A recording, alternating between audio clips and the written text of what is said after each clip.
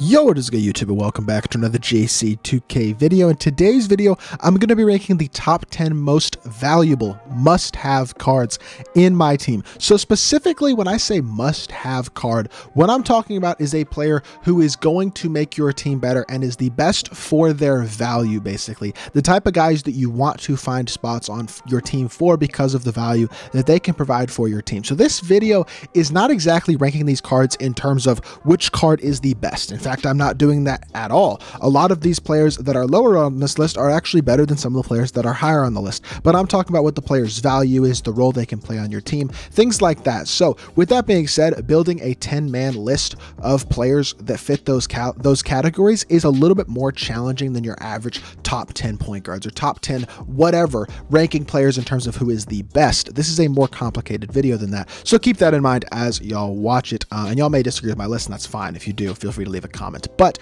without further ado, let's hop right into it. Let's start off with number 10. At number 10, I'm going with Tim Thomas. I think the value that Tim provides on the court as a small forward who is number one, 6'10", and has elite shot creation ability still is super valuable. He's 6'10" with a 7'2" wingspan, 93 speed and excel, 95 shot 3, 90 driving dunk, a really good defender. His defensive badges are not amazing and not upgradable, which is annoying, but he is 6'10". He still holds it down really well there, but offensively, he's still one of the best shot creators in the game with amazing shooting and playmaking badges. An unbelievable release, normal leaner, elite level SIGs, and front clutches. His SIGs are amazing, his dunk animations are amazing, and his release is incredible to go along with amazing shot creation and shooting stats and badges. So with that being said, I think the value he can give you as a 6'10" small forward who can defend but also run your offense at an elite level still makes him one of the most valuable cards in the game, especially considering he's only like 200,000 MT to lock in now, which is the other super valuable part about this card. Now, at number 9, I'm going with Ray Allen for a similar reason to Tim Thomas, to be completely honest. Now, I think Tim is probably a better card than Ray. I think Tim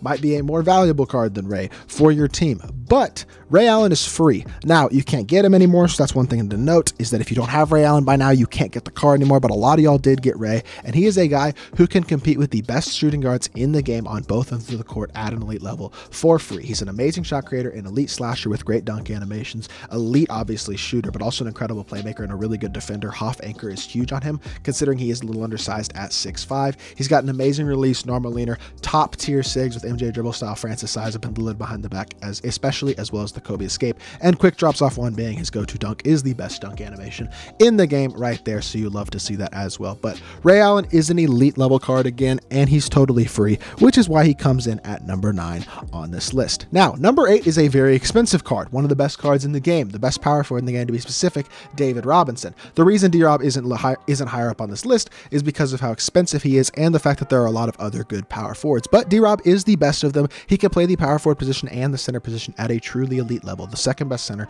and the best power forward in the game. 7'1" with a 7'5" wingspan, 90 speed and excel, incredible defender, really great shooter and dunker as well. His all-around badges, especially defensively, are just unbelievable, but offensively they're really good as well. He can get limitless range, he can get every badge that he needs. His release is amazing on quick, normal leaner is super nice to have, and then he's got really good SIGs as well, which is super nasty to have on a power forward. His shot creation ability is second to none at that power forward position, and he's an incredible slasher who does have quick drops off one as well. So basically a very close to perfect power forward. The only reason he's this low is because of how expensive he is, but he is certainly an amazing card.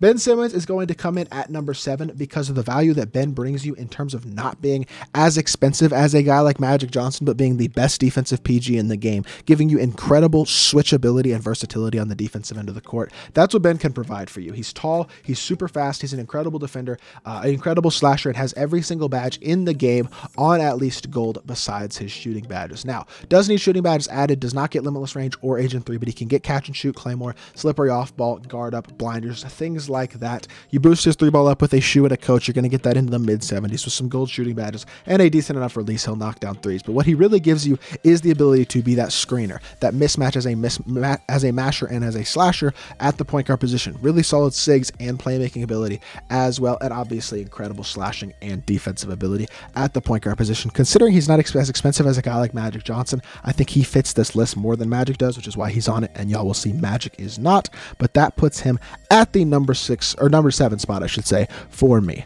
Now, number 6 is another power forward, Kevin Garnett, in my opinion, the second best power forward in the game. I do think D-Rob's the better card, but the thing that differentiates D-Rob and KG is obviously that KG is free. KG, just like D-Rob, D-Rob is an elite all-around card with amazing badges, unbelievable stats, an elite playmaker who can get every badge upgraded, has a top-tier release, normal leaner, amazing 6 for power forward, and elite dunk packages. So very similar to D-Rob in a lot of ways. I think D-Rob is a little bit better because I think he might be a slightly better playmaker, a slightly better defender, and does have a better player build. But I think in terms of value and in terms of being a must-have card per se, I'm going to go KG because of the fact he is free, so anybody can get the card, whereas D-Rob is a lot harder to attain, being over 500,000 MT. So that's why I have KG higher up on this list than D-Rob, despite the fact that D-Rob is the better card. Now, T-Mac comes in at number 5, and T-Mac's the second best card in the game, in my opinion, but he's only number 5 because there are a lot of elite shooting guards. The shooting guard position is super deep, and also he is crazy expensive, nearly a million MT even for a base T-Mac, which is a ridiculous amount for a card. But he's 6'8 with a 7'2 wingspan, hot shots from everywhere, 30 hops. He has nearly every single key Hall of Fame badge in the game on the base card. Like when you look at badges that aren't on HOF, ones you'd like to see, I guess, would be badges like, I don't know, I guess you could say Claymore and Unpluckable and Break Starter and Interceptor and Pick Dodger and Brick Wall, and like there's some things you could nitpick at, but his badges are disgusting. His stats are just as disgusting, and his animations are near perfect. Maybe the best release in the game right now. Normal leaner, incredible dribble sigs, and amazing dunk animations. He's the best shooting guard in the game by a relatively significant margin, but he is so expensive, and there are still so many good shooting guards in the game that I still don't feel like I can put him higher than number 5. And speaking of shooting guards, we got Scottie Pippen. The reason I put Pippen here is because of how elite he is as a 3-and-D guy while being only just over 100,000 MT. So very affordable and able to guard the best ball handlers in the game. Tracy McGrady, Tim Thomas, Billy Knight, Mike Bantam, a point guard like James Harden, all those types of guys. He can guard anybody at an incredibly elite level, being one of the best defensive cards in the game while also having one of the best releases in the game and being an elite slasher and a very capable playmaker. And that's the value you get out of a guy like Pippen, is size, defense, and an elite release, as well as the ability to still create and slash. Obviously not nearly as good of a card as T-Mac, but still incredible, especially 3-and-D, has normal leaner, has super solid sigs, is a very good slasher, and then obviously is super duper cheap compared to a guy like T-Mac as well, which even though T-Mac's a better card, again, I'm going with Scotty over him because of the value that he can give you at that spot for much, much cheaper.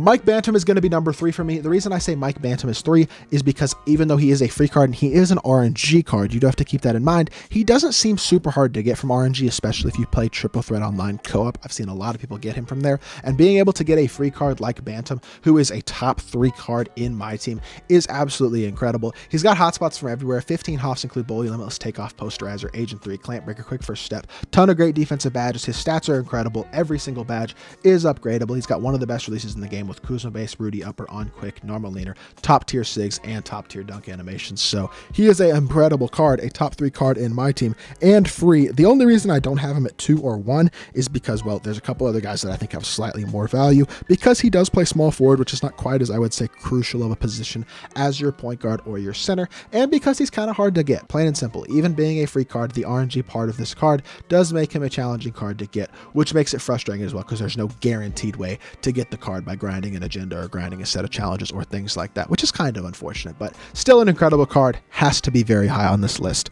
Number 2 is a card y'all wouldn't think would be this high. It's Pink Diamond Denny Avdia. And this is going to be a weird one to people, I think, because you could make the argument that Denny might be the worst card on this list so far. I don't think I would go quite that far, but I think the value of Denny is the fact that he's like 30,000 MT and can guard any single point guard in the game. He gives you the switchability and defensive versatility, kind of similar to the way that Ben does. Doesn't have the defensive badges or the stats, but he is 6'9 with an elite level player build, super affordable, very capable shooter, very good slasher, and an elite level playmaker with a super solid release, normal leaner, very good sigs, as well as quick drops off one. So he is the best budget point guard in the game, and I think he is a crucial card to have if you can't afford Magic or Ben. And he's the type of card we've been missing for a long time that really makes those types of guys, Magic and Ben, who are much more expensive, much easier to handle for a budget player, because he's the type of budget card that can fit anybody's team from a competitive level to a person who's just starting the game, because of the affordability he gives you, as well as the versatility that he gives you, being able to guard at such an elite level and having such elite size as a PG for so cheap. So for me, I really do think he's the second best most must-have card in my team, and that's why I have him at number 2. And number 1, I don't care about the price. I know he's still 900,000 MT. It's Yao Ming. He's the most dominant force in the game, the most most unstoppable card in the game by far. If you are playing against Yao Ming and the person using him has any clue at all how to effectively mash and can time a release at all, this Yao card is the best card in the game, because obviously he's the biggest card in the game at 6'7" with a 7'9" wingspan, can shoot at a ridiculously high level though, has ridiculously good speed for a guy who's 7'6" at this point in the year. This card is very similar to Dark Matter Taco Fall that came out in May last year. That is how good this card is. He will be the best center in the game for the next 3 months at least, I would guess. Has probably the same type of longevity that we saw with Dark Matter Michael Jordan and Dark Matter Luka this year at that center position, and will continue to be the most dominant card at the position in the game because of the interior dominance that he gives you on both ends of the court, the defensive versatility, the fact that he has capable speed and is a really good shooter with a really good release, and then even to top it off, he can put the ball on the floor a little bit with pro dribble style. Doesn't have basic dribble style or Embiid dribble style, which is even better. Yao is unbelievably good, unbelievably OP, and still, in my opinion, the most must-have card in my team, because Yao is the only card that I pretty much feel like can guarantee wins at times, even if you are worse than your opponents. He is that good of a card. In my opinion, the only true like halfway pay-to-win card in my team. He is that good. So with that being said, this was a little bit more of a challenging video to make, so let me know what y'all think of my list. If you disagree with it, that's fine. Feel free to leave a comment and let me know, but I hope y'all did enjoy it. If you did, make sure you hit that like button and subscribe. I'll be back with more 2K content very, very soon, and I appreciate y'all. Peace.